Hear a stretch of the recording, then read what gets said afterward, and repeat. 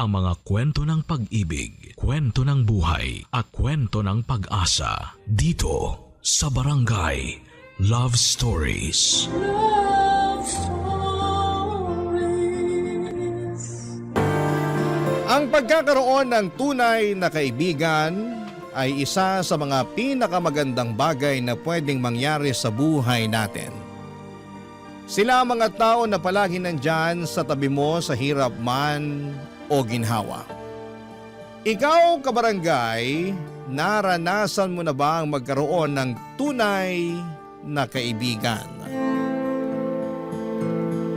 Dear Papa Dudut, magandang araw po sa inyo at sa mga kabarangay ninyo. Ako po si Alicia at matagal na akong tagahanga ng Barangay LS dahil madalas ko po itong napapanood sa Facebook. Tuwing naririnig ko po ang mga kwento ng mga senders ninyo ay tuwang-tuwa po ako kapag naisipan kong magpadala na rin ng sulat sa inyo. Lumaki po ako sa isang masayang pamilya, ngunit nagbago ang lahat nang pumanaw ang papa ko. At nang dahil doon ay mag-isa akong tinaguyod ni mama. At sa awa ng Diyos ay nalagpasan naman namin ang lahat ng mga pagsubok. Pero nang mapansin ni mama na patuloy na tumataas ang presyo ng mga bilihin, pero hindi pa rin tumataas ang sahod niya, dito sa Pilipinas ay naisipan niyang mag-ibang bansa. Lalo na't mag-i-enroll na ako sa college. Sa totoo lang ay natuwa ako nung una dahil ibig sabihin ay magkakaroon ako ng freedom pag nag-college na ako. Ngunit hindi ko inakala na may iba palang plano si mama para sa akin. Makalipas ng ilang araw, naghanap si mama ng kasambahay sa Facebook. Sa simula ay tutol ako sa gustong mangyari ni mama kasi hindi na ako bata at kaya ko namang mag-isa. Pero sinabi ni mama na mas mapapanatag ang loob niya kung may kasama ako sa bahay habang nasa ibang bansa siya. Kaya napilitan na lamang akong sundin si Mama Papa Dudut. Nakita ni Mama si Ate Rosalie sa Facebook sa group ng mga kasambahay na naghahanap ng trabaho. Mabait at masunurin si Ate Rosalie at hindi niya kailanman binigyan ng sakit sa ulo si Mama. Maayos din ang pakikitungo niya sa akin kaya halos wala na akong ginawa sa bahay dahil siya na ang nag-aasikaso ng lahat ng mga gawaing bahay. Nang umalis na si Mama papunta sa airport, kami na lamang ni Ate Rosalie ang naiwan sa bahay. Makalipas nga ang ilang araw, sinamahan niya ako sa pagpapa-enroll sa kolehiyo.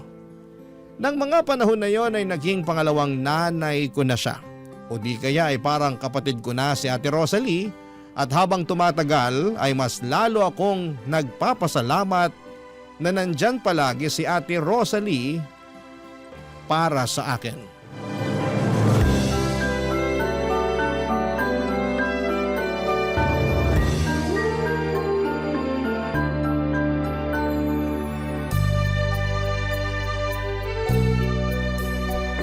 Alicia, eto na yung bacon na pinapaluto mo sa akin. Ang bango naman! Thank you, Ate Rosalie! Maliit na bagay? Sige na, maupo ka na. Dito na po kayo. Sabayan niyo na rin po akong kumain. Ayos lang ako. Mauna ka na. Sige po, kayong bahala. Nga pala, excited ka na ba sa paparating na pasukan? Naku po, hindi lang excited, kundi super excited! Mabuti naman kung ganon. Alam mo ba, ang totoo niyan, inggit na inggit nga ako sa'yo eh. Ha? Bakit naman? Kasi ni minsan, hindi ako nakatungtong ng kolehiyo. So ang ibig niyong sabihin? Oo, high school lang natapos ko. Salat kasi sa buhay yung mga magulang ko. Kaya eto, kinailangan ko magtrabaho para sa pamilya ko. Ako na lang kasi inaasahan ng mama at papa ko eh. Nako Ate Rosalie, wag na po kayong malungkot. Isipin niyo na lang po na hindi natin makikilala ang isa't isa kung nakapagtapos kayo sa pag-aaral, di ba? Kung sa bagay. Alam mo, nagpapasalamat ako na ikaw yung naging alaga ko. Ate naman, anong alaga? Ginawa mo na naman akong bata niyan eh. Magka-college na po ako. Basta. Nagpapasalamat ako na ikaw yung naging alaga ko kasi sobrang bait nyo ng mama mo sa akin. Nako, deserve na deserve niyo po yan kasi ganun rin naman kayo sa amin eh. Eto lang ang sasabihin ko sa'yo Sana makinig ka. Ano po yun? Ipagpaliban mo na muna yung boyfriend na yan, okay? Ate naman eh. Seryoso ako! Marami akong naririnig na kwento na maraming bata ang hindi nakakatapos ng pag-aaral kasi maagang nabubuntis o di kaya nagtatanan. Ibahin niyo po ako kasi wala po sa wishlist ko ang mabuntis. Si ate talaga para na po kayong si mama. Naninigurado lang kasi sigurado ko na akong sisisihin ng mama mo kung sakaling may mangyaring masama sa'yo. Kawawa naman ang mama mo kung sakasakali. Nasa ibang bansa siya nagpapakahirap. Tapos mabubuntis ka lang, 'di ba? Ay nako, ewan ko po sa inyo. Basta ako, hindi na ako makapaghintay sa darating na pasukan. Ay, siya nga pala ate. Thank you Thank you saan? Thank you kasi sinamahan mo ako na mag-enroll noong nakaraan. Ano ka ba? Wala yun. Kung gusto mo sunduin pa kita araw-araw eh. Ay ate, OA ka na Oh, bakit? Ayaw mo ba? Ano ba naman yan? Dito na lang po kayo sa bahay. So kinakahiya mo ko, porket katulong mo lang ako, ganun ba yon? Hindi naman sa ganon. Kung ganun, ba't ayaw mo sunduin kita? Tinatanong pa ba yan? Wala na ako sa high school, no? College na po ako at kailangan ko nang maging independent. Naks, magka-college ka lang, may pa-English ka nang nalalaman. Siyempre naman! Uy, kung may free time ka, turuan mo naman ako ng mga tinuturo sa college. Nang sa ganun maramdaman ko rin na nakapag-college ako. Don't worry ate, I got you! Yan ang gusto ko sa'yo eh. Alam niyo po, ang dami niyo nang sinasabi. Sabayin niyo na nga lang ako kumain dito, gutom lang yan eh. Mauna ka na, busog pa ako. Ay, ang taray! Sure na ba yan? O sige, kayo din. Ubusin ko na lang tong bacon na niluto nyo.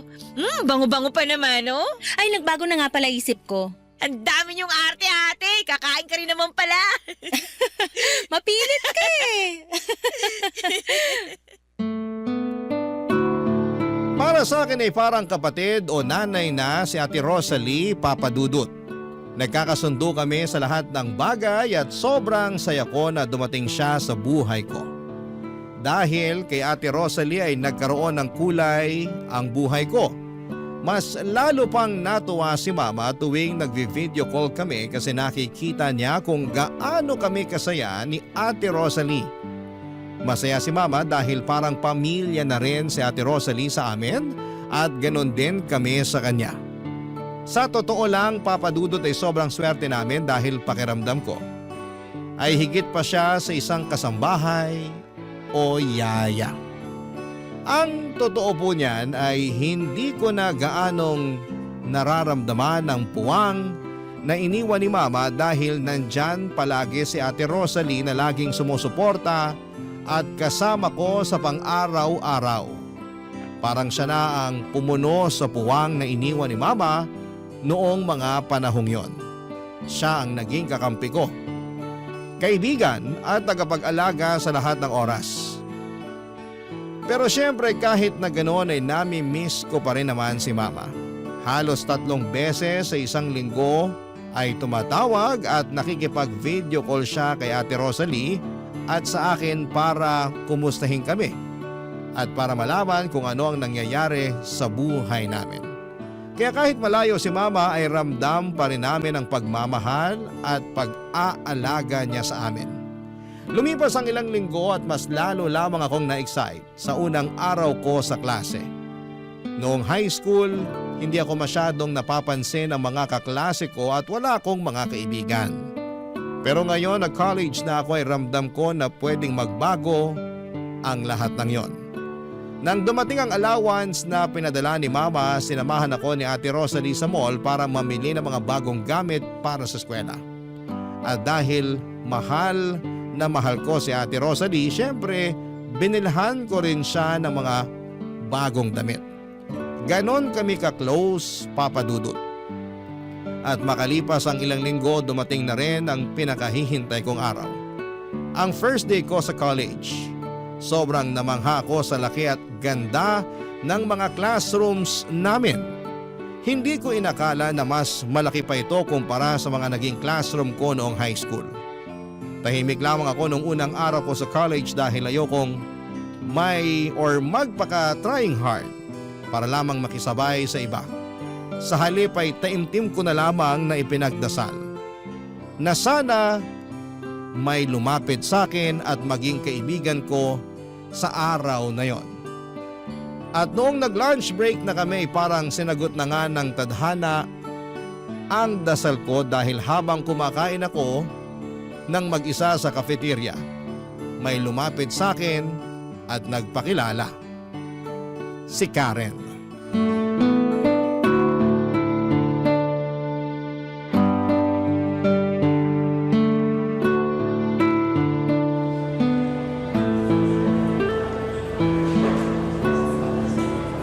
Hi girl!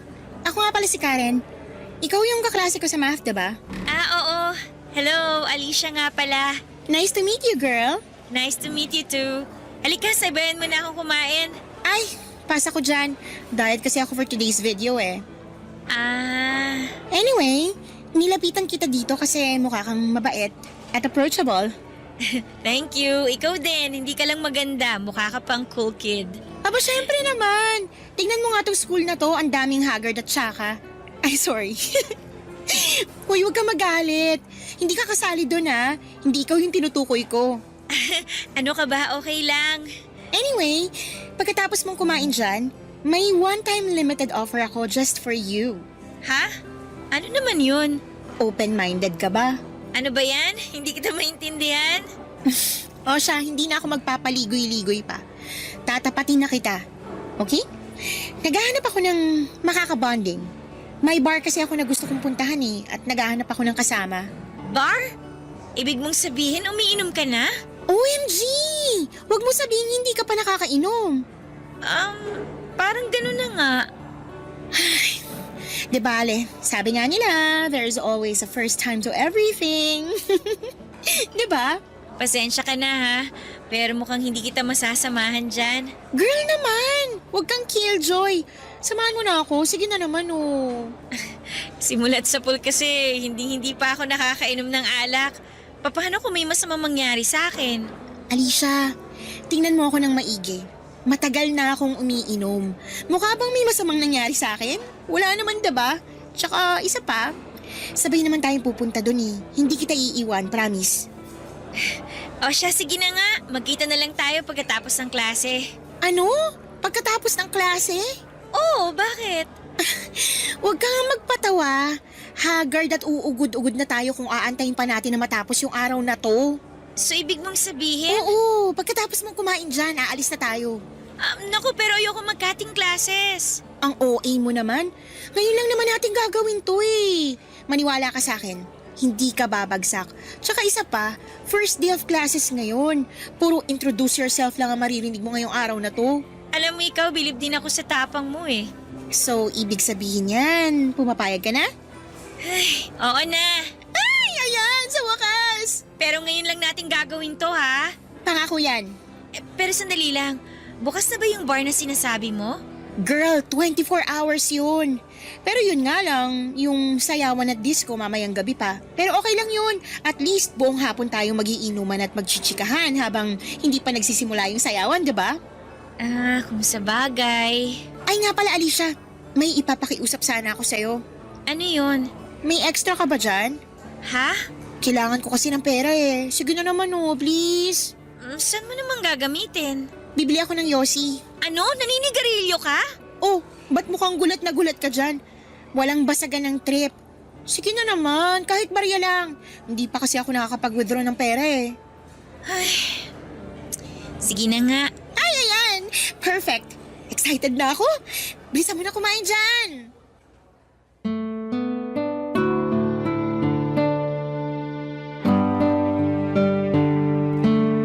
Pagkatapos kong kumain sa cafeteria, bumili muna kami ni Karen ng Yossi sa isang convenience store bago kami dumiretso sa bar na sinasabi niya. Sobrang kinabahan ako noon, Papa Dudut, dahil ni minsan ay hindi ko pa nasubukang mag-cutting classes o uminom ng alak. Matagal ko na pong ipinagdarasal kay Lord na sana'y magkaroon ako ng mga tunay na kaibigan at hindi na ako maging loner. Pero hindi ko inakala na ang magiging kaibigan ko ay isang taong mahilig uminom at manigarilyo. Unti-unti niyang naipakilala sa akin ang mga bagay na dati ay hindi ko inaasahan na susubukan ko. Pagdating namin ni Karen sa bar, bumili kami ng 2 bucket ng beer. Nung nagkaroon na ako ng amats, pakiramdam ko ay mas lalo kong nai-enjoy ang lahat. Parang mas nag-relax ako at mas komportable. Kaya naman tuloy-tuloy lamang kami ni Karen sa pag-inom hanggang sa pareho na kaming tuluyang nalasing. Nagsimula na rin kaming sumayaw sa bar ng gabi na yon. Nagsinungaling ako kay Ate Rosalie nung mga panahong yon. Nag-text ako sa kanya at sinabi ko na nasa coffee shop ako. Pero ang totoo niyan, nandun kami ni Karen sa bar, umiinom, sumasayaw at nakikipag-usap sa mga cute boys. Nang umuwi ako sa bahay ng gabing yon ay nakatulog na si Ate Rosalie. Kaya dahan-dahan akong pumasok sa kwarto ko at kinabukasan ay nagpanggap akong walang nangyari at mukhang hindi rin naman nagduda si Ate Rosalie sa akin. Akala ko isang gabi lamang yon ang kasiyahan.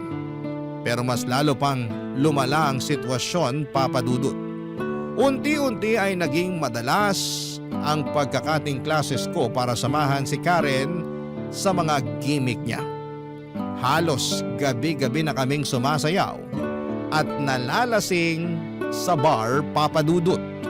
Unti-unti ay hindi ko na nabibigyan ng sapat na pansin ang pag-aaral ko dahil unti-unti na akong nalulubog sa buhay na puno ng bisyo at mga panandaliang kasiyahan kasama ng bago kong kaibigan, Papa Dudut.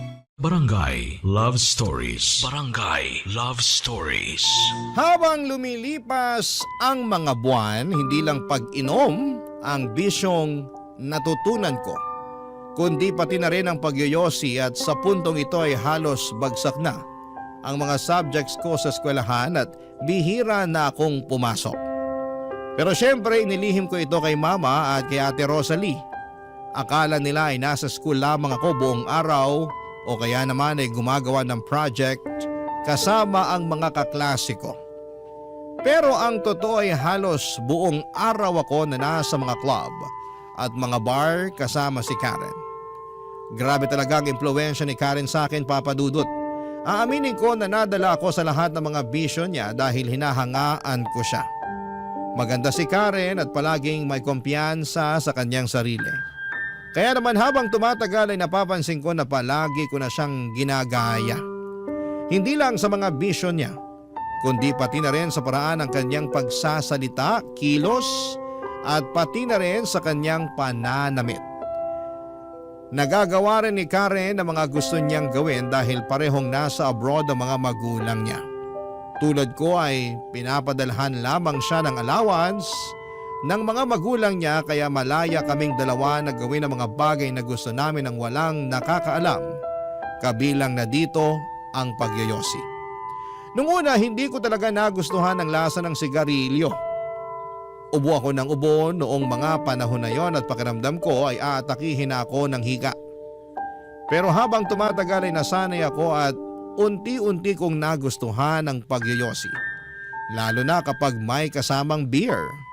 Halos araw-araw na kaming nagyoyosi ni Karen kaya naging parte na rin po ito ng routine namin. Noong time na yon, inggit na inggit ako kay Karen dahil umuupa siya ng apartment at wala siyang ibang kasama kasi nasa ibang bansa nga ang mga magulang niya. Samantalang ako ay kailangan ko pang mag-ingat at ilihim ang lahat kay Ate Rosalie.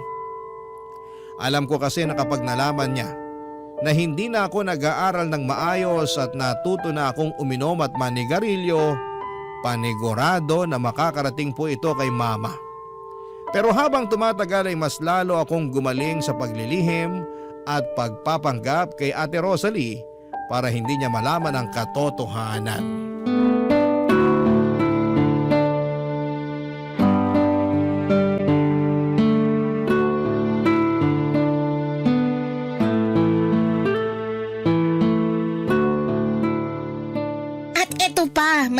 mong chika. Isplok mo na yan, Day! Alam mo ba, nung nasa high school pa ako, pumasok ako sa classroom na nangangamoy yosi. Totoo ba? Oo! At eto yung exciting na part. Ano? Yung mga kaklase kong lalaki yung pinagbintangan ng teacher. Hala, kawawa naman pala. Paano ba naman kasi? Mukha kasing sanggano yung mga lalaki kong kaklase. Kaya ayun, sila tuloy yung napagbintangan na naninigarilyo. Bruha ka nga talaga ng taon. Grabe, hindi ka na naawa. Anyway, change topic na nga lang. So, totoo ba yung sinabi mo na may chimay ka sa bahay nyo? Ang lakas mo maka 12 years old girl ha. Grabe ka naman. Gusto kasi ni Mama na may makasama ako sa bahay habang nasa ibang bansa siya. Yun lang yun. Whatever, wala ka pa rin independence. Pero at least may nag-aasikaso ng mga gawaing bahay, di ba? Kahit na. Sabihin mo nga sa akin, malaya ka bang nakakapagyosi sa bahay nyo? Hindi. Mismo, kasi may chimay ka. Tingnan mo ko, malaya ako nagagawa ang lahat ng gusto kong gawin kasi mag-isa lang ako. Kahit ubusin ko pa yung isang kahan ng sigarilyo sa kwarto ko, walang makakapansin at walang magagalit kasi may freedom ako. Oo na, nagyayabang ka na naman. Eh di ikaw na yung may freedom. Ay naku girl, kung ako sa'yo, kausapin mo yung mama mo na paalisin na yung si... Sino ulit yun? Si Ate Rosalie. Oh yun, si Chimay. Ay hala, teka lang. Oh, ba't mukhang hindi ka mapakali dyan? Kailangan kong tawagan si Ate Rosalie. Baka magtaka mamaya yun kung bakit hindi pa ako nakakauwi. Ano ba naman yan? Nakakaloka. Shh, ito na.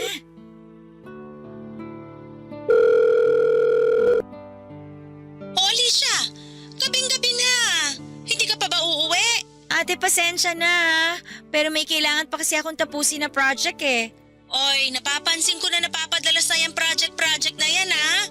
Sigurado ka bang yan ang inaasikaso mo? Baka mamaya kung saan ka na nagpupunta ha? Akin na. Ha? Bakit? Ako na bahala dyan. Ibigay mo na lang sa akin yung cellphone. Ako nakakausap dyan. Sige na nga. Oh, eto. Hello po? Sino to? Si Karen po to, kaklase ni Alicia. Kayo po ba si Ate Rosalie? Oo, bakit? Naku, Ate Rosalie, pasensya na po kayo ah. Pero nasa coffee shop po kasi kami ni Alicia eh. May tinatapos lang kami na project. Ganun ba? Gusto niyo ba sunduin ko na lang kayo dyan sa coffee shop? Ay naku po, wag na. Nakakahiya naman. Wag po kayo mag-alala. Uuwi na rin po kami mamaya. Sige, basta mag-ingat kayo. Okay po, bye! Hala? Ang bilis mo naman napaniwala si Ate Rosalie. Ako pa ba?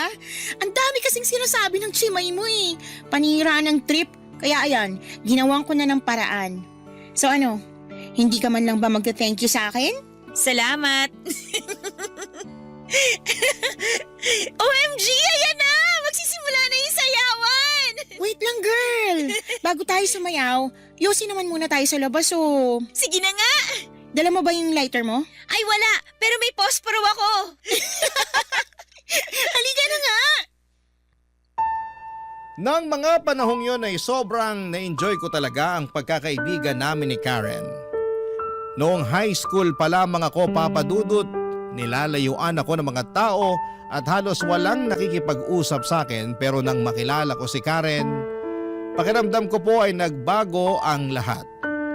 Para na rin ako naging cool kid. Ramdam ko na may kasama na ako at may taong tumatanggap sa akin. Pero papadudot natapos din ang masasayang araw na yon dahil halos binagsak ko na lahat ng subjects ko sa school. Alam kong kapag nalaman ito ni Mama at ni Ate Rosalie ay tiyak na maghahalo ang balat sa tinalupan. Kaya agad akong lumapit kay Karen para maghanap ng karamay. At hindi na rin ako nagulat nang malaman ko na ganon din ang sitwasyon ni Karen sa eskwelahan. Puro bagsak din ang grades niya at wala itong naipasa na subject. Pero ang kinagulat ko lang talaga ay mukhang hindi man lang nabahala si Karen sa dami ng subjects na ibinagsak niya. Dito na niya inamin na may kakilala siyang marunong mag-photoshop ng school records. Ngunit may kapalit na malaking halaga. Agad ako nagpatulong sa kakilala niya at nagawa rin itong i-photoshop ang mga grades ko. Ipinakita ko ang peking school records kina Mama at Ate Rosalie at sobrang natuwa sila sa akin. Pero ang hindi nila alam, lahat ng yon ay isang malaking kasinungalingan lamang. Aaminin ko, Papa Dudut, na sobrang nakonsensya ako noon, lalo na nang magpadala si Mama ng pera para sa enrollment ko sa paparating na second semester. Ang hindi niya alam ay magiging irregular student na ako dahil uulitin ko ang lahat ng subjects na nabagsak ko noong first semester. Habang tumatagal ay mas lalo lamang akong na-stress sa mga pinagdadaanan ko, kaya nagsimula akong magyosi sa kwarto ko para maibsan ang kaba ko kahit papaano. At para naman matakpan ang amoy ng sigarilyo, bumili ako ng iba't ibang pabango, perfume, air freshener at scented candle. At para hindi maamoy ni Ate Rosalie ang usok ay tinatakpan ko pa ang ilalim ng pintuan ng kumot para hindi lumabas ang amoy, Papa Dudut.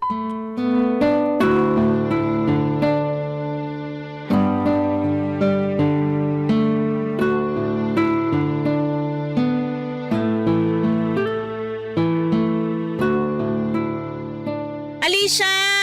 Lumabas ka na dyan! Kumain ka na! Sige po, sandali lang. Yun. Daming usok. Masama na pinaghihintay yung grasya. Halika na! Andyan na po!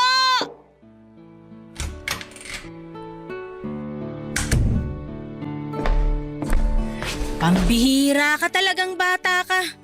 Ba't ang tagal mo lumabas ng kwarto, ha? Pasensya na po. May pinapanood lang kasi akong teleserye. Kumain ka na dyan. Pinagluto kita ng adobo. Salamat. Sige, dyan ka na muna. Maglilinis na muna ako.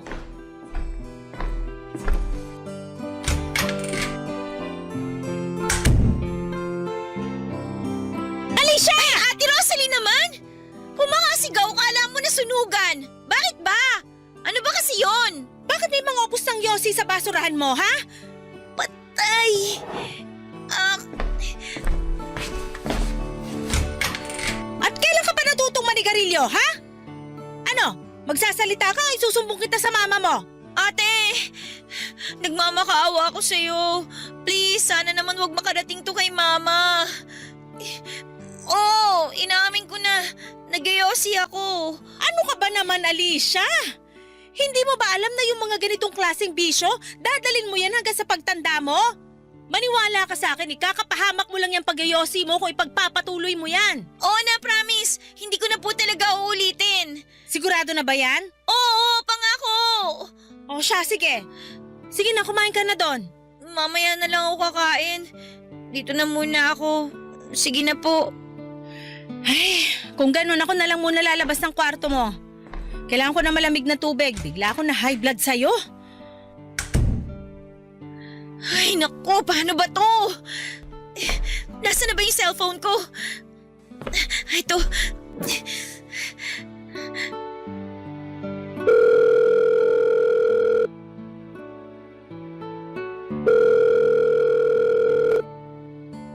Girl, kumusta ka na? Anong ganap? Karen, may problema ako. Kumalma ka nga muna. Ano ba kasi yun, ha? Alam na ni Ate Rosalie na nagyosi ako. Ang tanga mo naman, girl. Paano naman niya nalaman, Aber? Hindi ko naman kasi akalain na halongkatin niya yung basurahan ko dito sa loob ng kwarto eh. Yan ang problema sa mga chimay na yan, eh. Masyadong pakialamera. Naku, yan ang nga ba yung sinasabi ko sa'yo, eh. Mamaya mo na ako sermonan. Hindi ka nakakatulong eh. Teka nga lang, ba't mo ba kasi ako tinawagan, ha? Ano naman kinalaman ko kung nahuli ka ng chimay mo? Ewan, hindi ko na alam. Basta natataranta ako. Ano ba kasi talaga ang problema mo, ha? Sinabi ba niya na magsusumbong siya sa mama mo? Ayun na nga, mukhang wala naman siyang balak na magsumbong. Pero, ewan ko ba, hindi pa rin ako mapakali eh. Kasi, sigurado ako na anytime pwede niya akong isumbong kay mama. Hello? Andiyan ka pa ba? Oo! Malahimik ka nga muna. Nag-iisip na nga ako, oh. O ano, may naisip ka na ba? Shucks! May naisip na ako. Alicia girl, eto makinig ka. Eto ang gagawin mo. Kunin mo yung cellphone ng chimay nyo at ilublob mo sa tubig para hindi niya mahalata na may sumira ng cellphone niya. Nang sa ganon, hindi na rin siya makakapagsumbong sa mama mo. Ayoko nga! Girl, pag nagsumbong yan sa mama mo, ikaw ang madedehado dito. Sige ka, ikaw rin. Pero kailangan ko ba talagang sirain yung cellphone niya? Ang dami mo namang arte. O siya, eto na, mag-iisip pa ako. Karen, paano kaya kung pakiusapan ko na lang si Mama na paalisin si Ate Rosalie? Wow ha, sobrang original ng plano mo. Parang narinig ko na yung dati pa. Teka lang, saan ko nga ba huling narinig yan? Ay, oo nga pala, sa akin nga pala mismo galing yung suggestion na yun, no? Kaloka ka. Girl, dati ko pa sinasabi sa'yo na masasakal at mawawalan ka lang ng freedom kung kasama mo sa iisang bahay ang chimay nyo. Pero sigurado kung hindi pa alisin ni Mama si Ate Rosalie ng ganun-ganun na lang. Wait, alam ko na. Ano? Kailangan nating siraan yung chimay mo para yung mama mo na mismo magpaalis sa kanya. Kailangan pa talaga natin siyang siraan? Alam mo, ikaw ang dami mong arte. Oo, eto, makinig ka. Pagmumukain nating magnanakaw yung chimay mo para mawala ng tiwala yung mama mo sa kanya. Pero Karen… Naaalibad para na ako sa'yo. So ano, gagawin mo ba o hintayin na lang natin na isuplong ka ng Rosalie na yun sa mama mo? Sige na nga! Okay, ganito, makinig ka. May naisip si Karen na plano kung paano namin mapapatanggal sa trabaho si Ate Rosalie. Sabi niya ay dapat naming pagmukaing magnanakaw si Ate Rosalie para kusa na siyang sisitahin ni Mama. At para mangyari yon ay kailangan daw ilagay ko ang mga importanteng gamit ko tulad ng laptop at wallet sa bag ni Ate Rosalie. At kailangan ko raw itong i-video para maipakita kay Mama. Naniniwala si Karen na magiging epektibo ang plano dahil hindi pa nag-iisang taon mula nang mamasukan si Ate Rosalie sa amin. At tiyak daw na masisira ang tiwala ni Mama sa kanya. Hindi ako sumang-ayon sa suggestion ni Karen kasi alam kong naghahanap buhay lamang si Ate Rosalie. Oo, may mga nagawa akong kalokohan at kabalastugan pero hindi ko na. Hindi ako masamang tao at hindi ko kayang gawin yon. At hindi ko kayang sirain ang hanap buhay ng iba. Kaya sinabi ko kay Karen na hindi ko na itutuloy ang plano namin. Lumipas sa mga araw at mukhang naging okay na naman ang lahat. Hindi na nagsumbong si Ate Rosalie tungkol sa pagyoyosi ko pero patuloy pa rin kami ni Karen sa pagkakating classes at pagpunta sa mga bar at club. Nang mga panahong yon ay gusto ko na talagang magbago pero hindi ko talaga kayang tanggihan si Karen. Kapag niyayaya niya akong uminom at magyosi kasi nai-enjoy ko naman siyang kasama. At isa pa ang hirap aminin kina Ate Rosalie at Mama na nabagsak ko lahat ng subjects ko noong first semester. Kaya naging irregular student na ako sa second semester. Kaya tuwing naiisip ko yon ay napapayosi at napapainom na lamang ako para makalimutan ko ang mga problema ko. Hindi ko talaga napapansin na unti-unti kong sinisira ang sarili ko ng mga panahong yon. At habang tumatagal, mas lalong dumarami ang tukso sa akin para gumawa ng masama. Lalo na noong nahuli ako ni Ate Rosalie na nagyoyosi sa kwarto. Nang araw na yon ay nagbanta siya na isusumbong na niya ako kay Mama. At dito na talaga ako kinabahan, Papa Dudut. Para na akong masusuka sa nerbiyos ng mga panahon na yon at doon ko na napagtanto na gusto ko talagang isalba ang sarili ko. Kailangan ko nang kumilos sa lalong madaling panahon. Barangay Love Stories. Barangay Love Stories. Nagawa ko ang isang bagay na hindi ko akalain na magagawa ko. Palihim kong nilagay ang mga gadgets at wallet ko sa maleta ni Ate Rosalie. Nang nagkausap na si Ate Rosalie at si Mama, binaligtad ko ang kwento. Sinabi ko kay Mama na sinisiraan lamang ako ni Ate Rosalie at matagal na niya akong ninanakawan. Ipinakita ko kay Mama ang maleta ni Ate Rosalie at doon nakita ni Mama ang mga gadgets at wallet na ako lang din mismo ang naglagay. Mariin namang itinanggi ni Ate Rosalie na may kinalaman siya sa pagkuha ng mga gamit ko. Pero hindi siya pinaniwalaan ni Mama. Nang matapos ang video call, namumula sa kakaiyak si Ate Rosalie at hindi na niya ako nagawang kausapin. Mas pinaniwalaan ako ni Mama dahil ilang buwan pa lamang ang nakakalipas simula nang namasukan si Ate Rosalie sa amin. Kaya mas naging kapanipaniwala ang kwento ko tungkol sa pagnanakaw niya. Ginawa ko po ang lahat ng yon dahil ayokong masira ang relasyon ko kay Mama. Aaminin ko na sobrang bigat sa puso ko at sobrang nakokonsensya ako sa ginawa ko na pagmukhaing magnanakaw si Ate Rosalie. Pero pakiramdam ko ng mga panahong yon ay wala na akong ibang choice. Mahal ko po si Ate Rosalie pero mas pinili kong iligtas ang sarili ko para hindi ako masira kay Mama, Papa Dudut.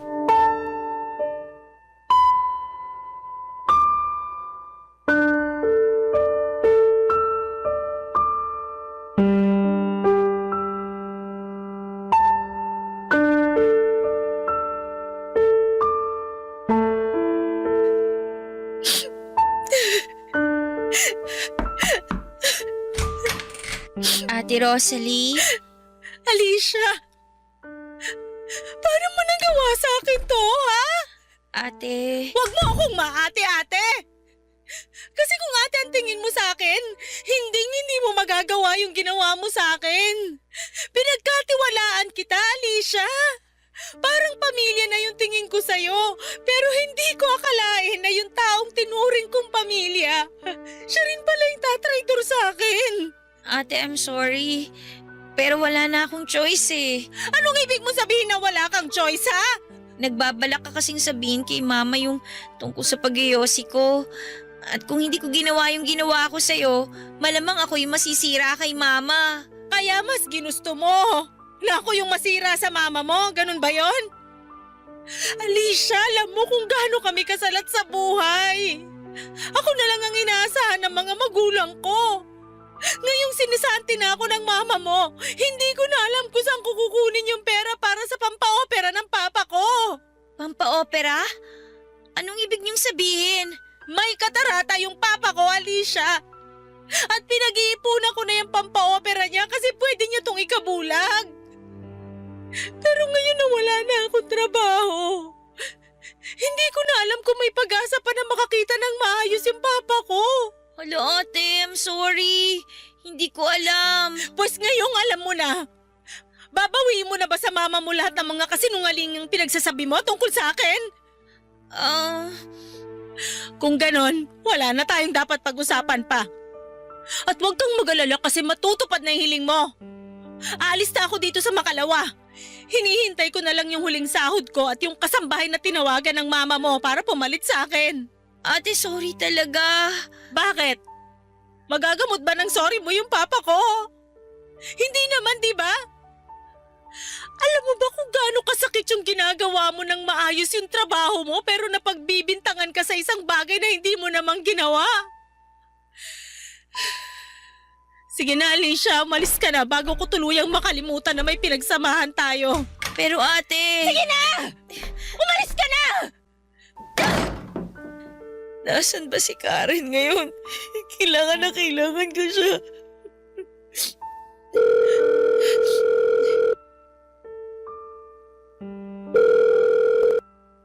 Girl, kumusta ka na? Nagawa ko na yung gusto mong mangyari. Ay, sandali lang naman. Kung makapagsalita ka, bakit parang kasalanan ko? At teka lang, hindi kita maintindihan, girl. Ano ba kasing tinutukoy mo, ha? Pinagmukha ko magnanakaw si Ate Rosalie.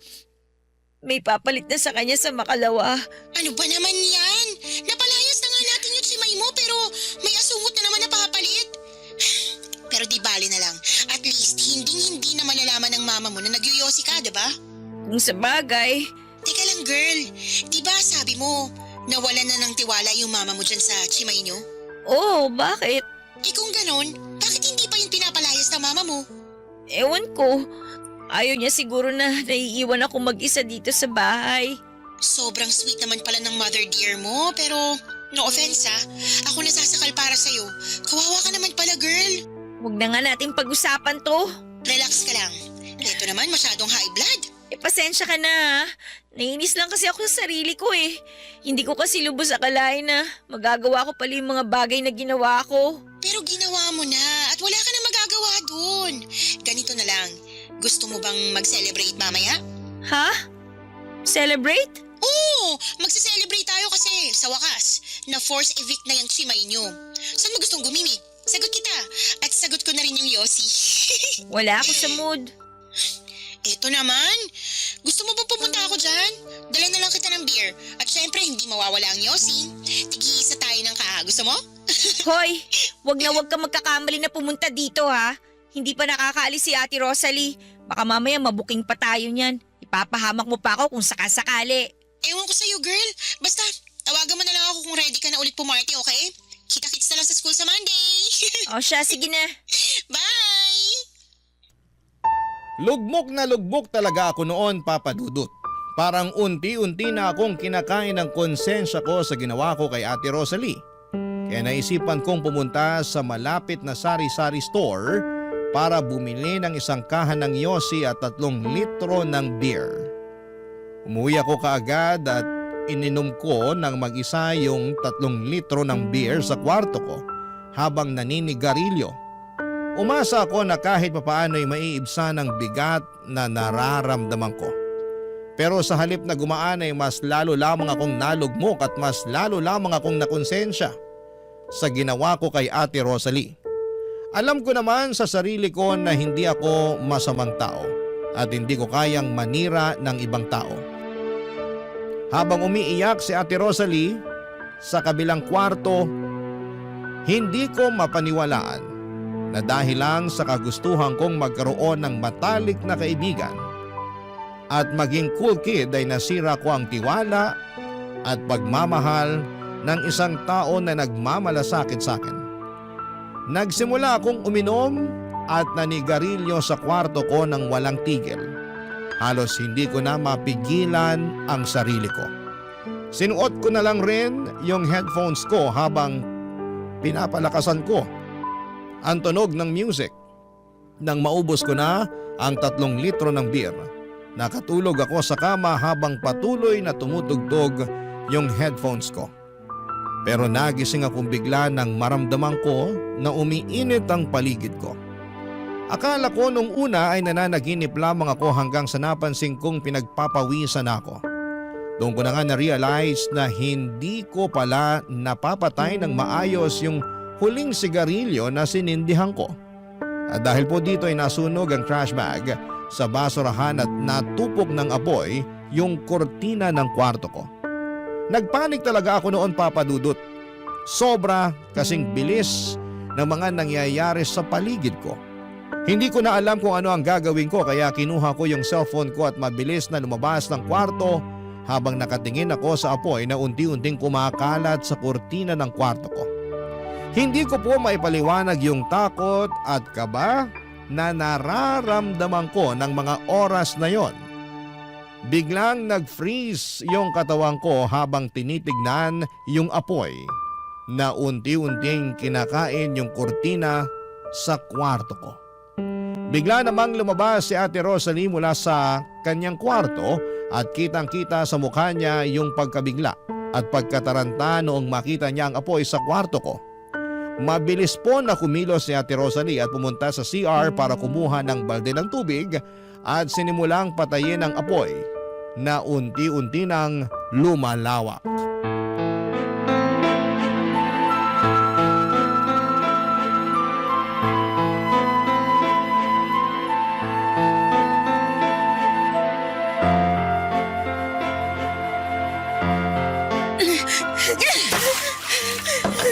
Diyos ko, salamat po.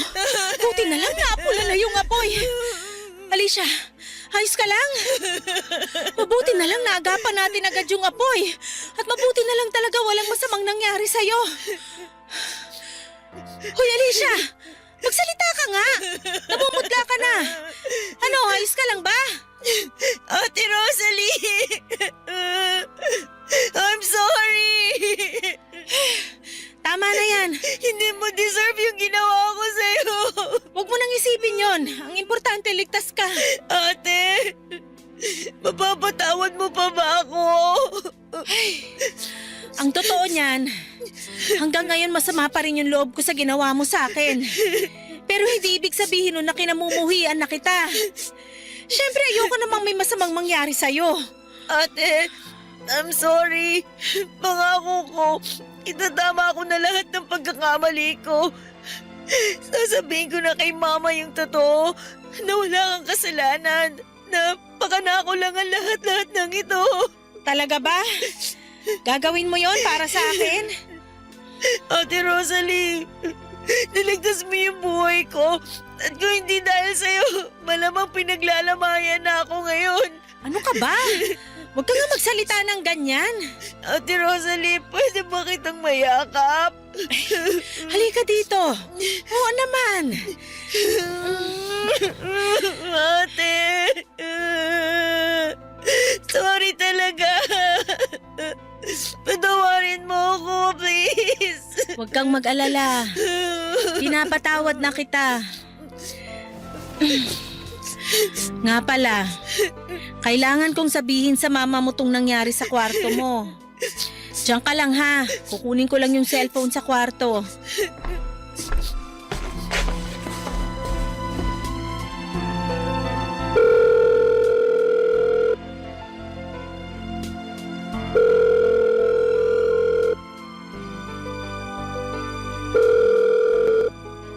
Girl, ano ba? Hello? Karen? Asan ka ngayon? Tinatanong pa ba yan? Siyempre nandito ako sa palagi nating tinatambayan. So ano, nagbago na ba isip mo? Halika, join ka!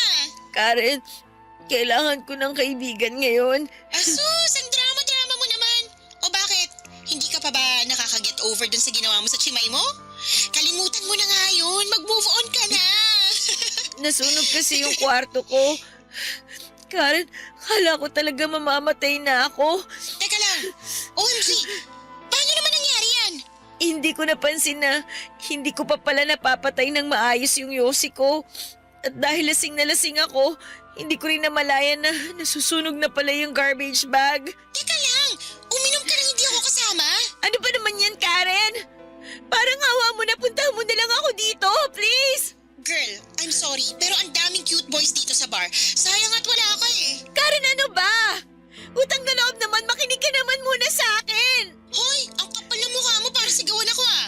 Ano ba problema mo ha? Ang problema ko, hindi ka marunong makinig! Ang kitid-kitid ng utak mo! Ako? Makitid ang utak? Bakit? Kaninong kwarto bang nasunog dahil sa sarili niyang katangahan? Hindi ba't kwarto mo? Talaga ba, Karen? Ngayon mo ba talaga ako pagsasalitaan ng ganyan? Bad trip ka eh. Kita nagsasayo yung tao dito. Panira ka ng amats. Alam mo, kung kaharap lang kita ngayon, malamang kanina pa kita nasampal! At kung kaharap lang kita dito ngayon, malamang kanina pa kita sinabunutan. Huwag mo ako susubukan, Alicia. Ang kapal ng mukha mo para sigaw-sigawan ako. Hoy, FYI lang ha, hindi mo ako chimay. Anong klaseng kaibigan ka, ha? Wala ka na ba talaga natitirang awa? Awa? Paano ko maaawa sa'yo? Eh, tatanga-tanga ka. At isa pa, kasalanan mo rin naman yung nangyari sa'yo, kaya manigas ka dyan. Sa susunod na makita kita, maganda ka kasi susunugin kita ng buhay! Ay girl, wag kang ganyan. Pasok sa death threat yung mga pinagsasabi mo sa akin. Baka kasuhan kita, sige ka. Talaga ba? Paano kaya kung sabihin ko sa school yung ginagawa mong pamimeki ng records? Sigurado ako ma-expel ka at makakarating sa mga magulang mo yung kabulastugang ginagawa mo. Kung makapagsalita ka, akala mo naman ang linis-linis mo. Nakinabang ka rin naman dun ah. Hinding-hindi mo na pwedeng gamitin yan laban sa akin kasi simula sa araw na to, itatama ko na lahat ng mga pagkakamali ko. Mga pagkakamaling nagawa ko nang dahil na rin sa mga panunulsol mo sa akin. Bahala ka na nga sa buhay mo. Diyan ka na nga. Wala kang kwentang kaibigan! Pagkatapos noon, Papa Dudut, na-realize ko talaga kung gaano kaikli ang buhay at hindi natin alam kung kailan po ito matatapos. Kaya naman minabuti kong itama ang lahat ng pagkakamali ko. Nang sinabi ni Ate Rosalie kay Mama na nasunog ang kwarto ko ay sobrang nagulat si Mama. Pero nagpapasalamat siya dahil pareho kaming ligtas ni Ate Rosalie. Sa mga oras na yon ay inamin ko na rin kay Mama ang lahat. yung pag-inom ko ng alak, yung pamimeke ko sa school records, pati na rin yung pagyoyosi ko. At yun po ang naging dahilan ng sunog sa kwarto ko. Inamin ko rin kay mama na sinet up ko lamang si Ate Rosalie para siraan siya. Galit na galit si mama na mga oras na yon. At kitang-kita ko kung gaano siya na-stress sa mga inamin ko. Nakonsensya ako sa mga nagawa ko pero sa wakas, hindi ko na kailangang pang magtago o maglihim. Sa puntong yon ng buhay ko ay masasabi ko na may kalayaan ako. Kalayaang nagsimula dahil sa pag-amin ko sa katotohanan. Tinapos ko na rin po ang pagkakaibigan namin ni Karen pagkatapos ng huli naming pag-uusap. Wala na po akong naging balita sa kanya dahil pinalipat na ako ng school ni mama at mula noon ay nawala na siya ng tiwala sa akin kaya mahigpit na niya akong pinababantayan kay Ate Rosalie. Pero kahit na ganoon pa man ay masaya ako dahil magkasama pa rin kami ni Ate Rosalie hanggang ngayon. Nasa college pa rin po ako at kumukuha ng kursong education. Sa awa ng Diyos ay naipapasa ko ang lahat ng subjects ko at hindi na ako bumalik pa sa buhay na puno ng bisyo at kasinungalingan. Papa Dudut, dito ko na po tatapusin ang kwento ng buhay ko at sana po ay matanggap ninyo ang sulat ko na ito dahil sigurado akong pareho kaming matutuwa ni Ate Rosalie na marinig namin ang aming kwento sa radyo. Ang inyong forever kapuso at kabarangay, Alicia. Ano ang masasabi mo sa ating Barangay Love Stories today? Aabangan namin yan sa aming comment section.